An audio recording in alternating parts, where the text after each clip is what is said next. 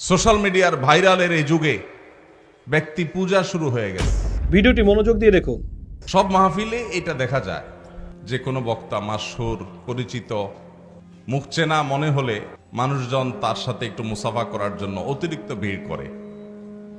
এই ভিড়টা যখন সীমা ছাড়িয়ে চলে যায় তখন সেটা রীতিমতো আয়েব এবং দোষে পরিণত হয়।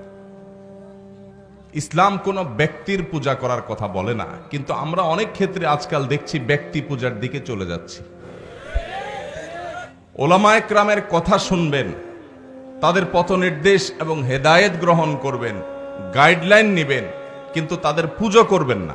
গাড়ি থেকে নেমে স্টেজ পর্যন্ত আসার সময় আমার তো মনে হচ্ছিল যে কোনো মুহূর্তে যে কোনো কিছু ঘটতে পারে, যে কোনো কিছু তো যে কোনো মুহূর্তে এমনিই ঘটতে পারে, কিন্তু হাবভাব দেখে মনে হচ্ছিল যে পায়ের নিচে কখন যে পড়ে যাই, পড়ে গেলে মনে হয় শেষ।